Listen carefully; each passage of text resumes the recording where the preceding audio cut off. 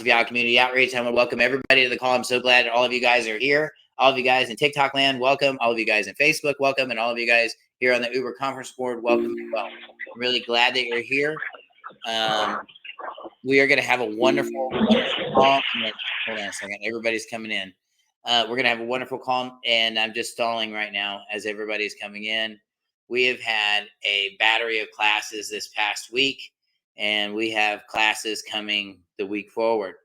And I got to tell you, man, it has been a blessing.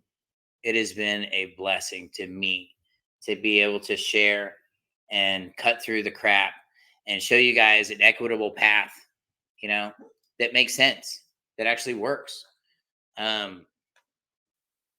It's frustrating. It's frustrating when you know that my dog is sleeping and he's dreaming over there making noises. It's cute. Anyway, I thought there was something wrong. I didn't know who he was kind of yapping at over there, but apparently it's in his head. Anyway, that's all good. So I want to welcome all of you guys to the call again. We're going to get started here in just a little bit. I am waiting for Paulette to jump on the call, and she should be here shortly, hopefully. In the past weeks, we've been talking about the fraud. We've been talking about, what's out there right now. You got so many people out there. And can I tell you, the reason why there's so many people out there teaching processes or claiming to know processes, it's because there's a hunger. Okay. There's a stirring that's going out there right now in the public. Okay. And they're not stopping it. You can't stop it. It's scriptural. The word says in Revelation, it says in the end days that there's going to be an explosion of knowledge. Okay. And we have that. And the vehicle is the internet, if you know how to use it, if you can get to it, if you can spell it right. That's my problem. Yeah. And because we have so many things that are available to us, back when I was a kid, you would have to go through, I don't know, a couple 100 pounds of encyclopedias to get even close to what you could get through Google. And I'm talking about, you couldn't type it in. You had to go in and why none of us died doing that, I don't know.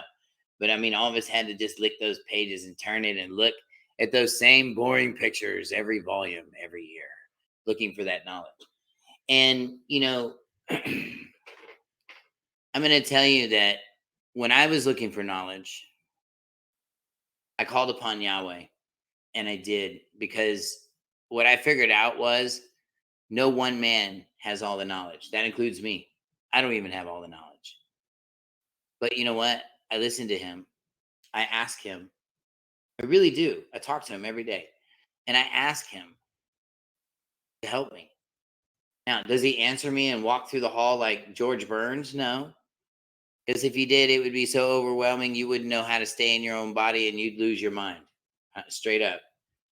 I've talked with Yahweh. I've heard his voice. And believe me, we can't handle much. It totally rocks your world. You'll know. When it happens, believe me, you'll know. So, welcome to the call. Welcome, Tammy. Glad you guys are in the call. Those of you guys that got your invites to the page that we don't talk about, we don't name it or anything, but that page, welcome. And I'm glad that all of you all are here. And I'm glad that you guys are part of our collective. Now we can take our next episode of Star Trek and we can take out whatever we need to. And as a group, we can be very powerful. As a silent group, we're even more powerful. And that's the way it's done, guys. We got to keep it quiet. So anyway, it's 6:01. Now we're on the point. All right. So welcome to the call, everybody, again. And I'm glad everybody's made it. Glad everybody out in TikTok land has made it. Facebook land, we've all made it. So in the past weeks, that's what we've been covering. We've been covering false teachers. And why are we doing this? Why am I doing this? I mean, it's just so crappy to say bad things about people, isn't it? I mean, it's just terrible. I mean, even if they're true these days. 30 years ago, when you said something bad about somebody, before anybody jumped on the hammer and decided to throw the judgment thing at you, they would weigh what you're saying because a presentment is being made. And these days, they don't even let you get a presentment. They don't let you do anything. It's just their narrative. And this is a consent game. All of this is a consent game. And Jamie just joined the call. Welcome. I'm glad you're here. I'm going to bring you on here in just a second. So give me just a second. But anyway, Jamie just finally got here. Yes. So anyway, that was my little victory dance. I'm just glad she's here. She's wonderful. Like I said, I had a hard time just disconnecting from Jamie because like she just has a lot of information that's really good. And just being around somebody that has that fire in her eyes and that has looked that kind of, I don't want to get all corny and saying look danger straight in the straight in the face. But really, without being cheesy, she really has. And I have too.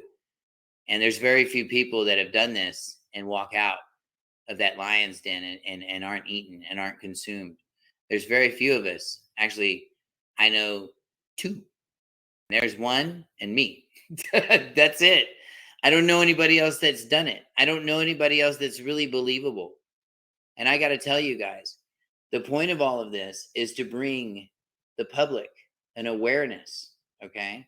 And that's what we do here at the House of Yah Community Outreach. We make an awareness of what's going on in the public so that the public can make their own decisions and benefit from the things that we are saying. And with this sort of presentment that I have to make, it keeps us from getting flagged by the Democrats over there. I don't know. I call them the Democrats now. And I do that because that's what Democrats do. They all follow one person and they don't care. They just do it. So, that's what they do. So tonight we're going to be talking to Jamie. She's here from Portland, Oregon. And I'm so glad that she's here. She is wonderful. She's just really walked through the fire. And you know what? Yahweh has preserved her and kept her from losing her mind. And most people would.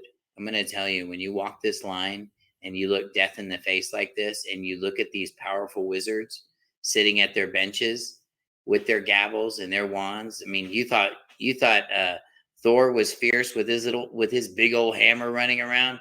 These judges are worse with those little fake wooden ones. I mean, they do way more damage than Thor could ever do. I assure you. And they can. And knowing that they can do that, knowing that they have that ability to cast on you and put you away somewhere, that's when you know. And I'm going to bring in Jamie. She's going to tell us about this. She's going to tell us how this happened. Hopefully. No, she will, because she's great at it. And most importantly, she's going to tell us about the remedy. So I'm going to turn pretty much everything over to her. I'm going to probably ask a couple of questions here and there, but Jamie, this is you. This is all about you tonight. Welcome to the call. I got you. Hi, everyone. Good to see everyone on here. My husband, Tim, is here with me. Yes, that's right. There's both of you guys are going to be talking tonight, by the way. I'm sorry. We're in my motorhome, so we're kind of in a limited space, but we're here. And he's right across the table from me. I might let him show his face. Oh. Kidding. I will.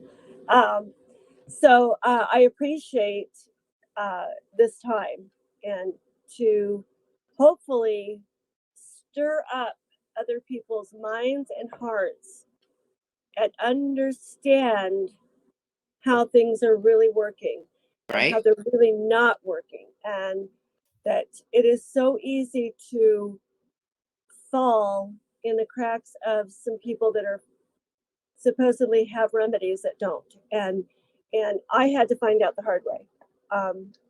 But luckily, first of all, I had mighty God on my side, and he was walking me through it, and my whole family, my husband and I both. We really didn't understand. We were following, we thought, the correct way. First of all, we started following the Justice Department's way. You do as I say and as I want, and do as you're supposed to, do as we tell you. So we did all that for 2 years. We lost our home. We went through the whole court battle for 2 years, federal court battle. Let me start out with saying really quick, I was prosecuted. Prior to this, I was married, and I was married to a man who did not want anything to do with my child that was autistic. And then as soon as the child support hit him, now he wants to be a part of it. So my theory was, I don't mind sharing my child. I mind sharing my child with an abusive partner and somebody that's really not involved, but just doing it for the wrong purpose. and he was very fragile. He was autistic and he was very fragile. So as a mother, I'm not only a mom, I'm a mama bear.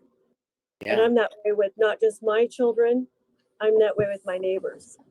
Come to me. I will happily help you. But I'm not going to stand by and watch people be abused by the system. So I had to run myself through the system to understand it. And that's what they did to me. So I was prosecuted for, my son was receiving disability from Social Security because he's autistic. I was on a limited income being a single parent. I had 4 children. So I only had one with him. And he started working for the Lynn County Sheriff's Department. Go figure.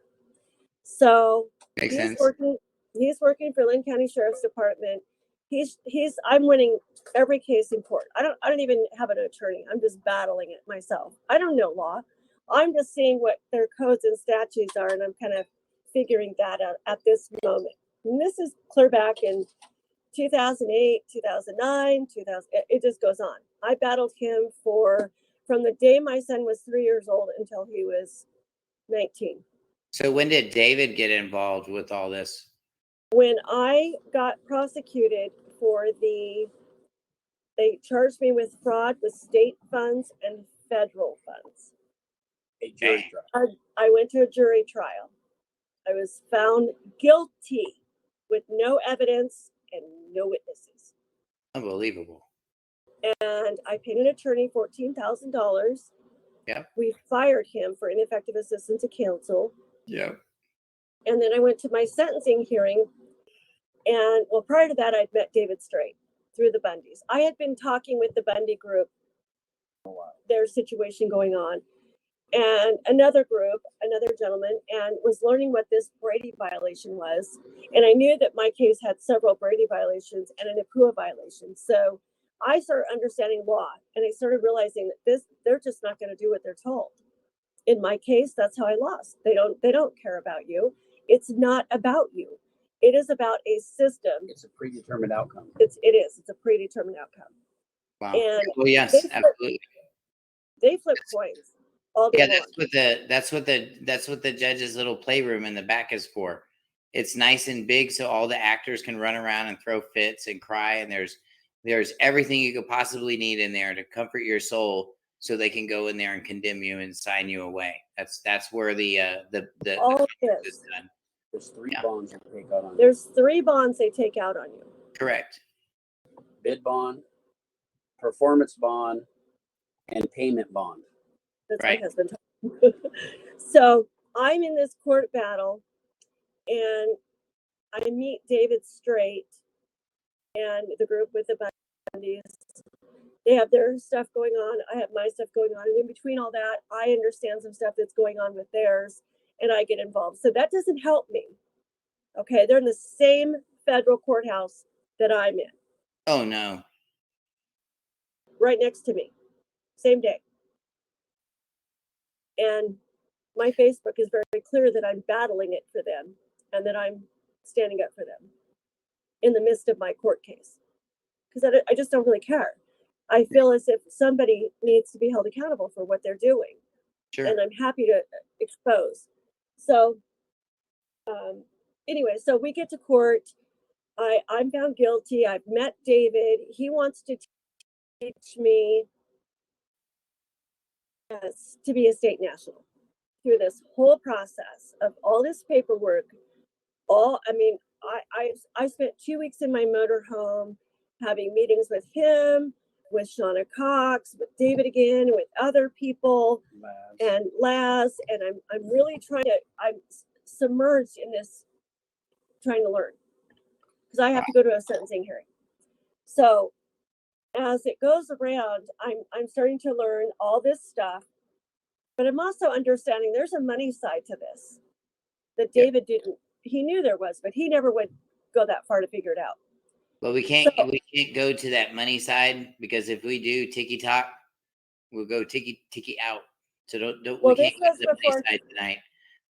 Okay. Yeah, we can't really go deep into that, because they'll just personal information and well, community. it was more that I just knew that was what was. Sure. There's definitely equity going on back there. Sure. Yep. That's it. Yep. So as I'm learning that side of it, and I'm showing David all this stuff, he's blown away, and he knows it's to be true. But I go back into court on my sentencing date, and I have 15 minutes to read 5 pages to this judge before I go to prison. 20 years for a crime I didn't commit. I didn't commit a crime. And they had already done your sentencing guidelines, interviews, and all that stuff, huh? All of it. Investigation, made me take You're a done after that. Yeah. mental evaluations. Yep. All this stuff. And they just couldn't break me. And they tried. So I went in and I stepped in the courtroom and I asked the judge, well, first he tells me, come in past the little gate. I'm not going to do it because that's what I'm being taught. You don't go past the gate. Okay. He says, well, I'm going to ask you again to please come past this gate and come in and sit down. And I told him no. And I said, only if you let me allow it to be put on the record when I'm speaking. And so he said, yes. So I went in and I stood for a little bit, and then he tried to tell me to sit down, and I didn't want to sit down. And then he said, sit down. I sat down. And then I read 5 pages to him. And I think I sent those to you. Yes. Okay. And in the midst of all that, I'm just shaking in my shoes, folks. I'm at sentencing. I'm facing 20 years in prison for something I did not do. And I just knew what I had learned from David Straight. Nothing, I could see that judge's face. He wasn't doing nothing. And at the end of that conversation, when I'm speaking, the judge, he tried to interrupt me, and I said, be quiet, please be quiet. This is my day to speak. Let me have it. And he did. Wow. And at one point, he almost put his gavel down. And I said, I want to see your 211 and your tax filings. Your 211 tax filings. And your oath of office. And he went, and he set his gavel down, and he looked, and he's kind of staring, and he says, I find that very concerning when someone wants to see my taxes and my oath. Well, you should. He should. And I'm thinking that is the only thing out of all that stuff I read that judge took notice to. That's it. And that is what turned that judge around and thought, she knows something. I better pay attention, and I better do something quick. Well, he was afraid that you were going to call a point of order. And if you were to collect enough evidence, you could call a point of order and stop everything. So because he knew he had something unclean about what he was doing, that's why he stopped what he was doing. And I'm involved with a case in Victoria, Texas right now that, the judge did the same thing. And now that he's made all these promises, he had to, after we amended the complaint, he kicked it down to the magistrate court when he was making pretrial decisions on the case beforehand. So I know that these judges commit to it. That's why they have that room back there. It's a meeting room. That's what they do. It's not just an office, believe me. Oh, I know and it's that. totally not that. But I'm gonna. Are you good to take some questions? If anybody's got any questions out there, I'm gonna flip this around. TikTok and Facebook. I'm gonna flip you guys around, and I'm just gonna throw some stuff on here. So if anybody's got any questions out there, I'm happy to relay them to her. This is the time to ask. Come on, man. What do you recommend? It says, what paperwork do you recommend for a CPS appeal court? Well, you need to have a defect, and you need to have a reason for an appeal. You need to give notice of appeal really quickly. Most states, it's like in Texas, I think it's only 10 days. So you want to do it very quickly, right? I want to say something to that. Go ahead. So is that a CPS case?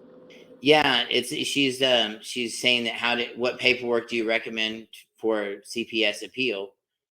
First of all, I wouldn't appeal anything. I'd go after the judge, and then I would go get your sheriff involved. This is what we do. I know everybody does things differently, but when I learned what I learned, and I understand it to be, again, I'm going to just say there's a little back doors going through here. The sheriff is your last line of defense. And he is standing on that oath. And if he refuses to stand on that oath and arrest CPS or file charge, what, Tim? You got to ask what kind of court they were in. Yeah, like were they in? Did CPS have their own little? You know how they have their own little hearings, or were they actually involved in circuit or a municipal court? So the question is to you out in TikTok land. That was the question. What kind of court are you in? Sometimes they do an administrative court that's not really a courtroom, and you'll see the judge, he's in there, but he doesn't really have his robe on. That's kind of an administrative court. And then you'll see like the one where everybody's all dressed up and they're looking their Sunday best and they're acting like there's no sin on me. When you see that means you're in the other one and they want you to show up like where Jamie was at. So what kind of case? I'm sorry that it froze on you. What we do is, when we handle CPS, I've got another gentleman that writes motions, but we go after. So first of all, you could do a tort claim against every CPS worker. You can go on the state website for CPS or the state. They're all bonded. And they're all bonded. Yes. And you file a claim against them with a tort claim on their site. And then you go to the judge involved, and if there's administrative, whoever they are, and you request their oath, and you request a bond, and you request that they give you evidence that there's law to back up their codes and statutes. Who did you harm? And who did you harm? It's so easy. It's ridiculous. My daughter just had a CPS case. We rounded that judge up. She had to admit that she had to fire herself. Yeah, she recused herself and very quickly and closed the case. She had no jurisdiction. She told my daughter and he needs to go file and gave a judge's information out for him to go to. That's sorry, but that's practicing from the bench, and that's unlawful. Now we're going to go after the taxes. The taxpayers pay taxes. And that's a shameful thing, because now the taxpayers are going to have to say, oh, we don't like that. So they're not doing it in family court. They're doing it. It looks, they answered. I don't know sorry, forgive me. So it looks like it was Superior Court. Yeah. That's what my daughter had. Is that like a district court, I guess? It's a fake court. They're commissioners. They're not even judges. And they don't have, they might have an oath, but they didn't take an oath. And most of them are lawyers. Again, you can't practice from the bench. When people start understanding their rights and the unlawful justice, family court doesn't have law. They don't go by law. They go by. They make up their own rules. They're absolutely outside of their jurisdiction. They don't have any. When I told the judge in my daughter's case she doesn't have jurisdiction and to show me the law, she couldn't. She could not. It's against your due process constitutional right as well. So when these families go into court, is what they're doing in family court. What was that? Oh no, it was somebody, a new caller, and somebody just came in, and she had a Question in the background. Yeah, it was like something. I think there's no children tied up in the background, so it looks safe. But it's probably like a kid's toy or something. You're good. Welcome. Well, welcome, guys. We're just learning that CPS, obviously. So there's also a Social Security Act in which was put in place. Let's not get sidetracked. I mean, so let's round this question up, because I really want to get back to this other thing. I want to get back. Okay. So basically, if somebody's having issues and they're not sure what to do, they can contact you. Yeah. Yeah. And we'll talk about it again on another offline format. Do that. We could do it. Yeah, totally. We could totally do that. Administrative remedy. There's lots definitely doing that. We definitely talk about that here. And there's more than one way. People. 10 ways. There's more than 10 ways to take one bite at a time and chew them up. Absolutely. Absolutely. Yeah. I'm all about starting fires myself. So what you want to do on your cases is that it's just like what they said. They kind of make stuff up and they really don't go by law. Tim's exactly right. And let me be more precise. When they think you don't know what you're talking about, that's when they really start making up stuff. Yeah. And then they just trick you into consent, and they just tell you, there's wild ponies running in your backyard. Okay. And you go, okay, there's wild ponies. Oh, write that down really quick. You just said it. That's what they do. And it's And I mean, I joke and I laugh like that, but that's really what they do. And it's like, oh, we got them. I'm like, if you watch cops, you can see it in their faces. They're like bad salesmen, trying to sell a car. They're terrible, car salesmen with guns and badges. Yeah, they take it a little extensive to Buy this extend that. ticket. If you don't buy this ticket, I'll lie to you a lot, and you'll believe it. Ooh, yeah. And when they lie in the courtroom, and they use that lie, the prosecuting attorney or CPS uses that lie to get a guilty verdict from a jury. That's called a NAPUA violation. Way more powerful than a Brady violation. Oh, absolutely, and that's huge. It's huge. But that's usually criminal court. That's automatic. That's automatic removal from office, by the way. That kind of a violation is automatic removal from office. That means writ of warranto quoro. You file it. Yeah, you don't work here anymore. Says the public. Yeah, that's who said that. Anyway, getting back to this David thing. Okay, so you guys are. What did you say? Oh, can you set that again? What was the call? What is the call in? Oh, the call in. Those of you guys, real quick, I got to catch everybody up because we got new callers that have come on. Those of you guys that want to come in and you want to see Jamie, you want to see if her makeup looks good or not, it's going to be right here. It's going to be at uberconference.com/freedom school. She's confessing now. Uber.com /freedom school. That's that little thing that goes that way. All right. So listen up, man. You guys want to jump in? This is going to be the time to do it. I'm gonna do some starts and stops, and I mean, because she's like a faucet. She's awesome, but I have to turn her off just a little bit so that we can like soak it up. So I'm gonna turn it on, turn it off, and as we do it, it's okay, Tori. We love you, man. It's good. And we do. We love you to death. So we're glad you're all here. So what I really want to talk about is this whole, like, do you feel like when you brought David with you to this hearing, like, was it more or less of, haha, your voodoo magic doesn't work? Or was it like, did you thought maybe he was just your last support and like, we better make somebody accountable. You better come here because this will be your fault and you're going to watch. I mean, was it like that? So my husband says, let me answer this. Yeah. Okay. Yes, please. Yeah. So I love it. All right. Hold on, guys.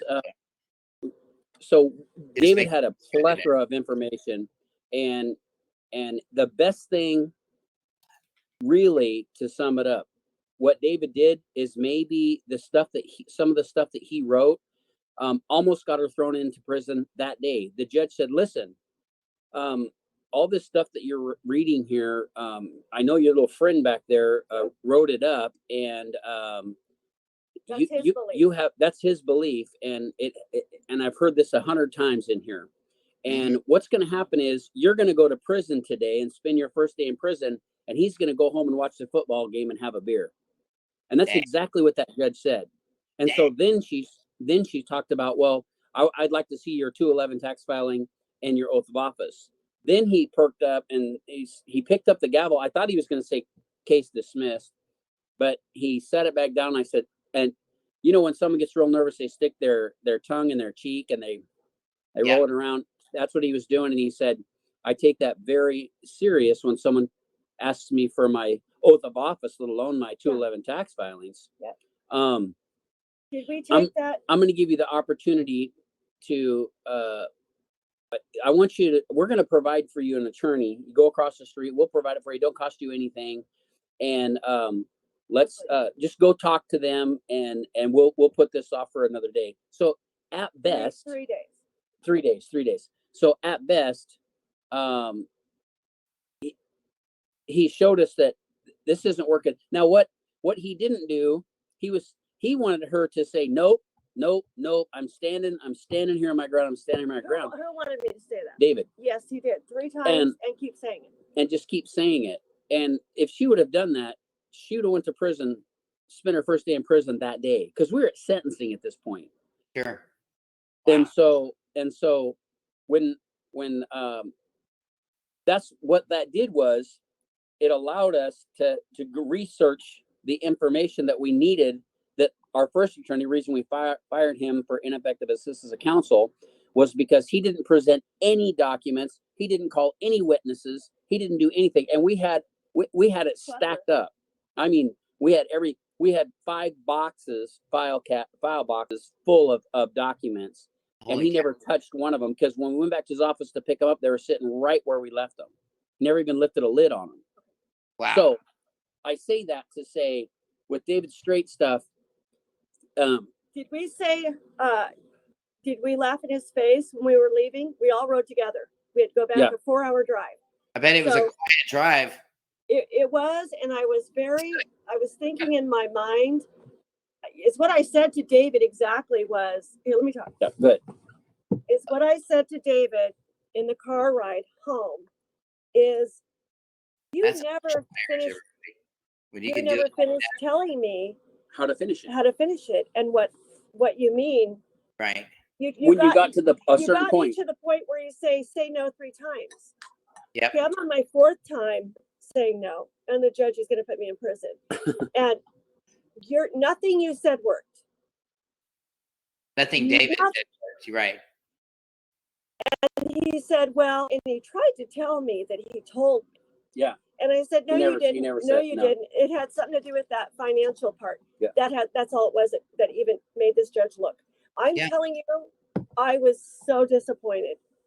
I'm happy because I'm not obviously in prison.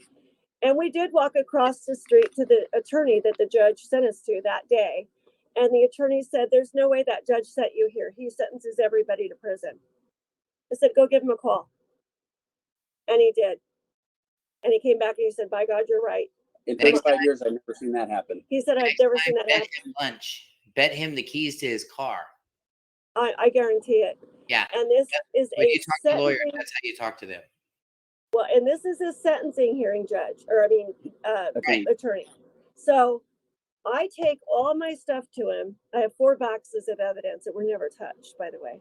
5. So he's got him, and he's sitting on him for several months. He sat on him for 3 months, and he put me through all this crap. He put me through. I'm just here to lighten your sentencing. That's what he said. You're going to prison. I'm just trying to lighten your sentencing. Wow. And oh no, he did. And then I finally had all these papers on his table one day at his office, and he said that to me. But before I finished anything else that day, I said, Mark, I'm going to ask you one question. And where do you get your paycheck, Mark? I already knew the answer. That's irrelevant. He sits down, fluffs up all the papers on the table that we were looking at, crosses his arms. That's irrelevant. I said, it's really not. I'm your client, and I want to know. And if you don't want to tell me, Mark, I'm happy to go tell you. It's that easy. Well, okay. From the same people that's prosecuting you is where I get my paycheck. That's a conflict of interest. And I said, do you understand that's a conflict of interest? Let's carry on. And he said, okay. So my husband and I are still sitting there, and my husband and I are telling him he is going to file a Brady violation regardless. If he doesn't, we will. I already know the law by this point. I'm 3 weeks after sentencing talking to this guy. 3 weeks. He's sitting on my stuff. And oh, no. It was 3 months. Yeah. 3 months. Sorry, 3 months later. We go in his office. That's when I asked him about where he gets his paycheck. And he's got all my papers still sitting there. And I said, there's a piece of paper that shows I never received any funding financially from welfare, and that I didn't defraud Social Security. I had it right there in writing from their own offices. Wait, that's funny. Wait, we requested this. We requested these documents literally almost a year before trial. 2 years. Yeah, it was a year and a half, and they never gave them to us. Never gave them to us until after trial. And we fired our attorney. We go back in, and she had requested them in writing, so we had a date stamped when she requested them. When we went back in, they finally gave us the documents that we were asking for. Now listen to this. On the cover sheet, it said withhold and deny until after trial. Wow. That's a blatant Brady violation. State of Yeah. Oregon. Yeah. That's withholding discovery. Yeah. And You can't that's why do we that. say every prosecuting attorney, Yeah. now it's a large margin. We can't say every, but the majority of prosecuting attorneys commit Brady violations because they have to not only hand over discovery to you that they use, but they also have to hand over discovery that may help you in your case. Right. Both, and they never do. And this is what we said to the judge. And I said it to my attorney to tell the judge, because if he didn't, I would have. I just don't care. At this Well, point, I'm going to say what I have to say. But I told the judge, absolutely. if Absolutely. a Go ahead. court is winning 98% of their cases, winning, that is not justice. That is a conviction that they're looking for. Yeah, they're looking and for. that is all they're looking Yeah. for. That's not justice. You cannot win 98% of your cases, and that's justice. And when we said that to the judge, and of course, he's going to play stupid. And he says, I've never thought about that. Well, I got a question. So we're kind of wanting to head towards this 211 tax filing. Yeah. I got a Yep. question. It says, what is a 211 tax filing? Apparently he did some research. There's not a whole lot of information on it, or he said he didn't find any. So It's what judges use for their Hold on. Go ahead. how do we just tell us about this 211 tax filing? Just ground floor. I mean, go ahead. So I'll just I started learning about the 211 in the midst of my case. And I started realizing is what that is used for is it holds a judge accountable, or anybody. So is it a form filed from the previous quarter? So it's like it's a form 211. So it's proof of a tax filing. Yes. Yes, and they Okay. have, so they're supposed to file And they don't taxes file them. on all this money that they receive. They don't file taxes. Even their hedge funds They don't want to. offshore. The one thing they don't want to do, which is what we all should be doing, to CPS, to the courts, to the judges, anybody involved, Bonds. audit, Right. audit, audit, audit. Sure. In the 211, which is a process which I gave you, I've not followed that whole process. I just know the process emotionally and physically, kind of went through it with that judge. But then I also have learned from another gentleman that wrote that process.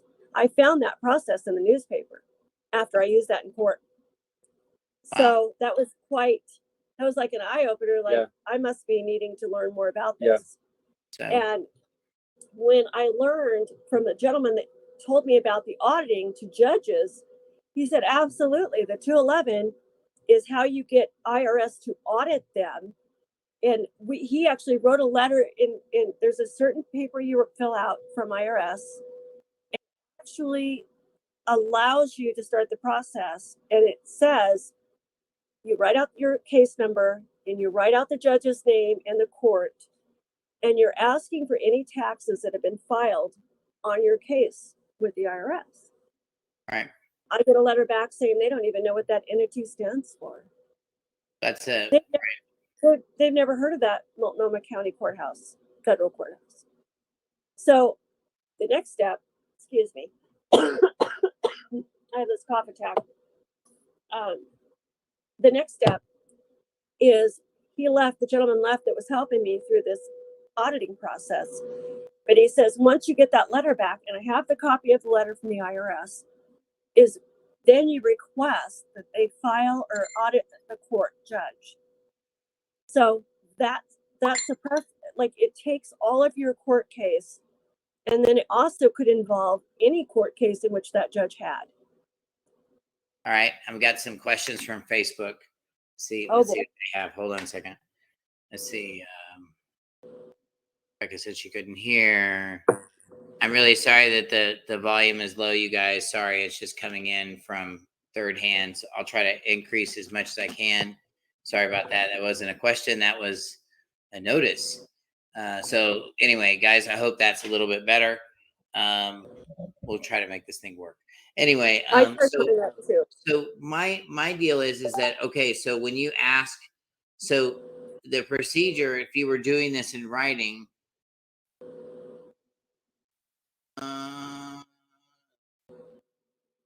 So there's Eric is saying, Eric is awesome, by the way. I'm going to tell you, this dude, he's as soon as he smells it, he's gone. And like, he's already Googling and throwing notes in here. So Good.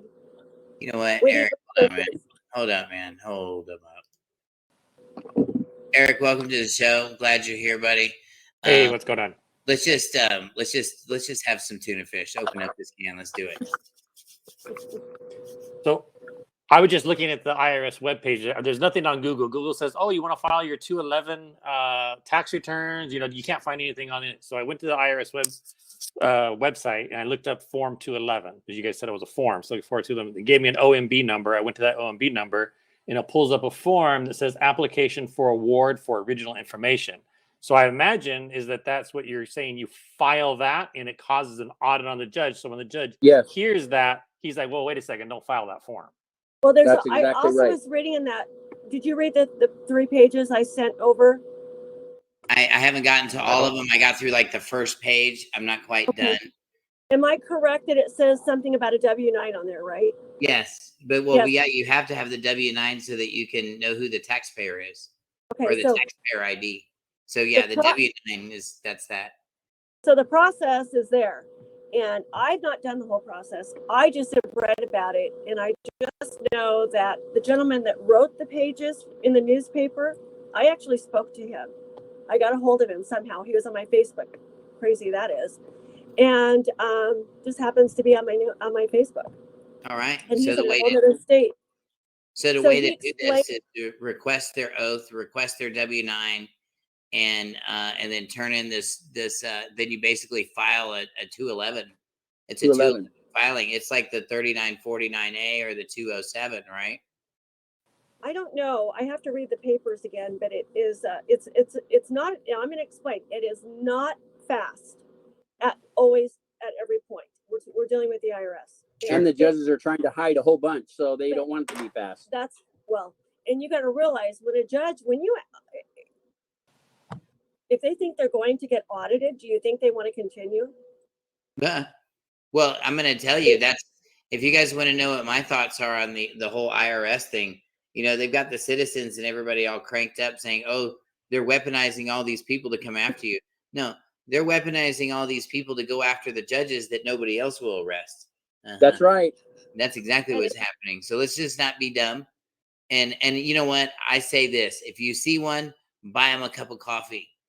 Talk to them. It's crazy. And you start to, there's so many things that you can use in your case. So many. But the 211 seems to have hit me. It was like a brick. I don't know why. I guess because of where I kind of went in the back walls of everything and did my studying before I went to court and started understanding that part of it. Yeah, Corey. But it is, it's very deep, and it's deeper than most people understand. And these judges don't want to lose their jobs. They don't want to. They would be held accountable, and on a small portion, you know, they could lose their retirement and their house and their cars, and you know that could happen real easy. I just a question in this. So are we saying then that federal judges or judges in general, as a most part, do not file taxes, or they not file taxes on everything from the court? Okay, let's talk about that. Hold on, I got this one, Tim. I got this one. Let your boy throw one in the hoop here. I got to get one in tonight. You guys are like killing me right now. I'm losing face. They're gonna start thinking Tim Dameron knows nothing. You guys are killing me. No, it's good, man. I'm so glad you guys are on the call. Great minds think alike. Great Tims always show up, and that's what's right. Happens every time. So anyway, I've got a 3-pointer for you. Here's a little nugget for you guys. So what happens is, let me tell you, I expunge and I have expunged a lot of records. You're so sweet. Anyway, that's awesome. That's what's up. Anyway, that was very empowering. Thank you. How do we access the 211 form? We're going to get to that. Hold on. I got a little nugget. Just a little nugget for you guys. So I'm going to tell you one of the ways that I expunge records is that, and you guys need to take my debt class to know this, to know how to do this, is that there's a little request that you're allowed to ask for because it's a public debt. See, even if it's a crime, it's still a public debt.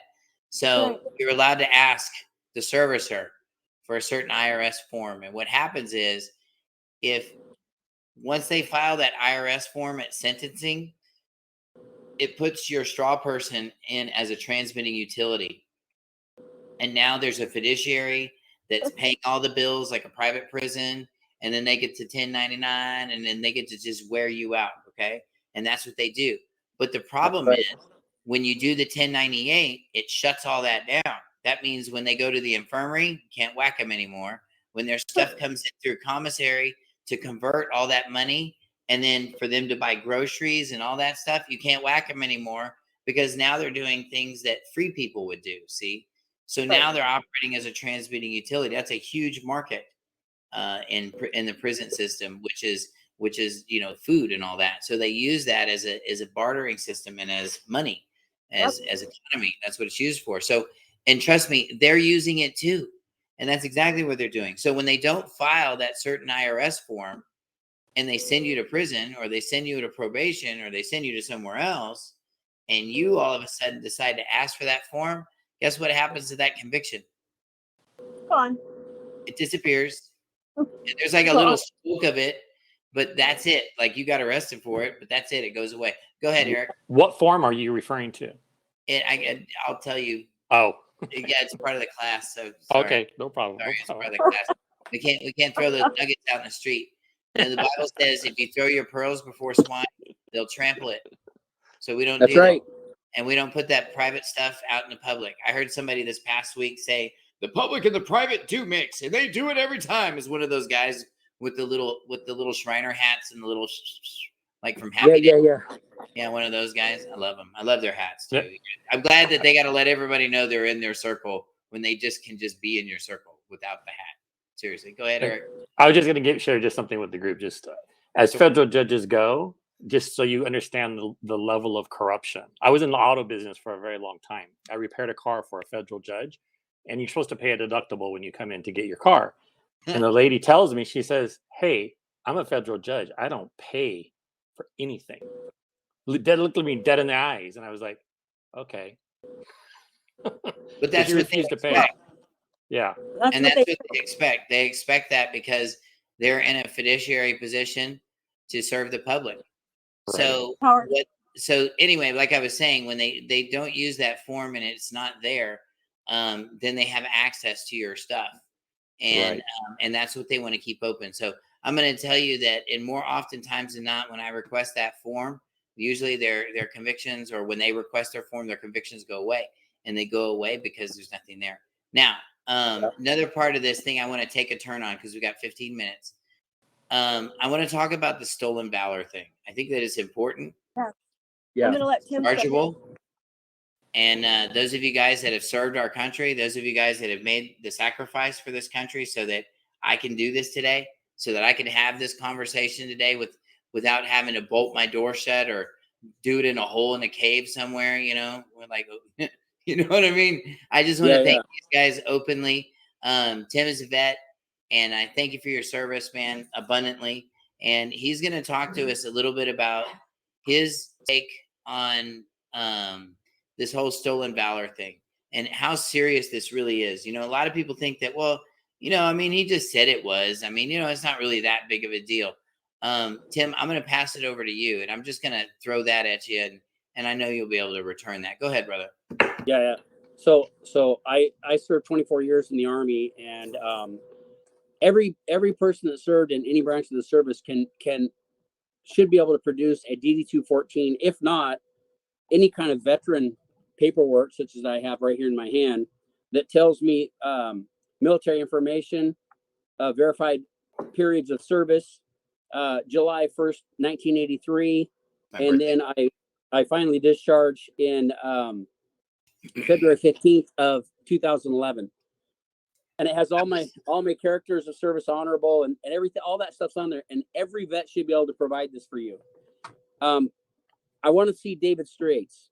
I want to see his documentation of being a Navy SEAL, being in the CIA, being part of the presidential task force team. any of those things, he should have documentation to back up. And if he doesn't, I'm calling him to his face. He's a liar. And it's stolen valor. And stolen valor wasn't a great big deal, but they made it a federal crime, and you'll spend time locked up for stolen valor. So I'm saying, Let's bring it. prove your stuff, David Straight, or shut your yapper, because I don't believe anything he says. David Straight had a whole bunch of information. We've known him for a long time, but when he started lying, I mean, blatantly lying. I was in the Rose Garden with Melania Trump, and Donald comes out and hands me a hat and says, "Here you go, Dave." Well, before that, he was telling people that he had won my case. He was Right. in my court hearing, and that was the end. My first sentencing hearing was it. I won, and he taught Okay, me Jamie, everything. you got to let Tim do this one because nobody can hear Oh. you in the background. Oh, okay. It's Yeah. okay. So I said I'll get nasty messages and they'll be like, "I can't hear." Look, I'm already getting yeah. them. So my whole thing is, Thank you for your service, brother. it started out with a little, the thing with Jamie about him lying about winning her complete case. I'm like, what's going on here? So every time I watch him, I'll see him on Facebook. Somebody will post his stuff and I'll watch it just because I'll catch him in another lie. And it's just getting bigger and bigger. But when you talk about stolen valor, I lost some buddies on my last tour to Iraq, and I take that stuff very serious. And when you're out there playing like you served and you didn't, that's serious to me. I take that very, very personal. So watch out. So What comes around goes around, doesn't it? that's right. Yeah. And I understand that they're held up actually in Keene, Texas. So that's what my understanding is. They're held up in Keene, Texas, and they're basically got like this whole, hey, if you're on the run, if CPS is after your children, come to us, we're going to take care of you. And then you show up and you're stuck. Yeah. And that's what they're doing. I don't even know, how many people do you think are staying there? Tell me about the Bhagwan again. That's a bunch of people. And it's like the Bhagwan Sri Rajneeshi in Oregon. He did the same thing. He, come here, bring all your possessions, sell your house, and bring the money, and you can put it into this deal, and we'll take care of you. You won't have nothing to worry about. The government can't touch you while you're here. That's happened before, David. It's happened before, and it doesn't work. Wow, it says just Bonnie and David. There is no one else. Wow. Yeah, Angela Stewart says it's nasty. He's a nasty, heartless man. Who is he really working for? You know what, man? I don't know. But I'm going to tell you, you veterans that are up here in North Texas, why don't y'all go pay him a visit? Why don't y'all ask him? You know what I mean? For Tim, for both the Tims, for this Tim and his Tim. Because, there's people out here that are trying to do some good. And we're trying to help people, like really help people, not get them all tuned up and excited and send them down the street. And then and then just drop them off at the curb and leave them there. That's not helping people, man. That's just enterprising people. I think I talked to somebody 2 days ago that is actually staying there. And they reached out for my help. I can't say who they are because I'm not going to, and they have some warrants and we can't help them. There's nothing I can do, unfortunately. No. Right. So the ROT meetings, whatever an ROT is, but anyway, these, Republic of Texas. I got you. Aha. I get it. It's like, I bet you they serve fried chicken from KFC there too with those acronyms. They're spitting them out. These guys are getting sharp, man. Look out. Anyway, so they're held on the second Saturday of every month. You hear that, vets? Second Saturday of every month, Republic of Texas. You guys should go down there. Yeah. Wiley says he's in Claiborne, Texas. Just so you guys know, the guy I paid to do the background check on David being a Navy SEAL, he went right to the Pentagon with it, and he's willing to testify to that. This is Chad Cater, by the way. He also, I don't know, do you guys know each other? Chad, do you know them? You know Jamie? I talked to Jamie probably, once or twice in 2019, I believe. See, and there's just and there's a trail of bodies and bad memories and bad court cases with this guy, and Yeah. I got to tell you, everybody, this is terrorism. Okay, when you can get somebody in to Trojan horse the American public like this and go in and do this sort of thing, you need to be worried, America. This isn't just some cuckoo. This is, in Texas, we had a little cuckoo that decided to fly his little cuckoo bird around and pull the same kind of nonsense. And in Waco, they broke every law in the book to kill that guy and everybody in there. And I'm going to tell you, if you're part of this cult, if you're part of this movement, you need to watch yourself. Now, I'm going to tell you, does the guy have some nuggets? Does he have some truth? Yes. But I'm going to tell you, wisdom without the experience to use it is foolishness. You know what I say? Knowledge is pain. Understanding is joy. Absolutely. And he's what I call a professional student. I think that we can all agree that he just adapts numerous people. He hears things and then he just says, okay, that's how I do it now. You'll hear about the copper moonshine stills thing. Apparently that's a state national process now if you talk to him. But that guy was around way before he even came out. Before anybody even knew who he was, because he certainly wasn't on the internet. So that's right. I disagree with that, and I think that that's proof that he assimilates other people's processes. And Tim, also, that's why he has the never-ending document. If you have a document that can help people in court, there's an end to it. Well, his is never ending because he's always just adding more and more and more stuff. Well, that didn't work because you didn't do this part. Well, yeah, but you didn't do that because you didn't add this part and this part. It's a never-ending document because he just keep adding stuff on top of it, and pretty soon it's just a wish-wash of a whole bunch of nonsense and information. He was looking for me. That's what happens. That's what happens. That's totally what happens, and it's unfortunate. We're gonna wind down. We've got a couple minutes left here. I'm gonna go in closing here. I want to thank you guys for being on the call. Tim, thank you for your service. Thank you. Jonathan Keene, thank you for your service and your friendship. All of you guys, Angela, Melissa, everybody, Carrie, thank you for joining the call tonight. Thank you for being here. If you're talking to people, you're talking to your friends, tell them. Yeshua said to go out into the world and preach the gospel.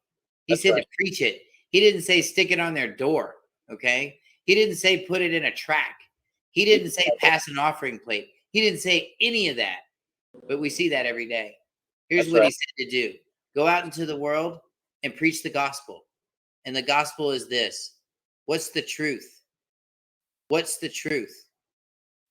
And if you know the truth, and if you only know one truth, then you just truth that little thing the best way you know how. And guess what? You'll end up with other truth people that know how to truth that little thing too. And next thing you know, you got balance in your life. Without this, and it takes humility to, it takes humility to do that kind of stuff. You know what I'm saying? That's hard to do at a football game. Trust me, but it takes humility to act like that. And you know what? That's what it takes. The beginning of wisdom is humility. The beginning of that is obedience. Do you have proof in your life you belong to him? You better get some. You better find out. It's not in your heart. I promise you. Oh, it's in my heart. He knows how I feel. No. Somebody lied to you. I'm sorry. It's not how it works. But I want to thank you all for being here tonight. I want to thank you for listening to Jamie and Tim. We had a wonderful night. We had wonderful questions. We're going to talk more about this 211 thing some more. We're going to visit this more often. Those of you guys that have more questions, let's see. We definitely have had humility. Yeah, right? Man, I can still smell the smoke on my clothes. I've had so much humility, but I'm not burned yet, baby.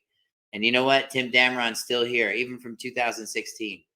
No raids from the FBI, no none of that stuff. So if you guys are interested in learning how to do this stuff properly, legally, ask questions. Find somebody with fruits. Find somebody that can show you real cases that they actually did something, not some storyteller, not some plagiarizer. Those are what you call professional students. And if you follow a man, you're going to lose. If you follow me, you're going to lose. But if you take my class, if you take any of my classes, you're going to learn that I don't follow any men. I just follow the word. I just follow what Yahweh says to do. And guess what? If you make a mistake, that's where the grace comes in. Where there's obedience, there's grace. Does anybody help the kids that aren't helping themselves? You know, the ones that are sitting in the corner going, I'm not going to behave. Is anybody over there helping them do their homework? Nope. You know why? There's no grace to be given. He doesn't want to do what he's told. That's what we do to train our children. And let me tell you something. We're still doing it in adulthood. So I want to tell you, if you want Yahweh's grace, get obedient, really obedient. We got some feasts coming up this month. We got Rosh Hashanah coming up this month. We got a Feast of the Tabernacles coming up this month. And nobody's cutting up pumpkins and coloring eggs for that.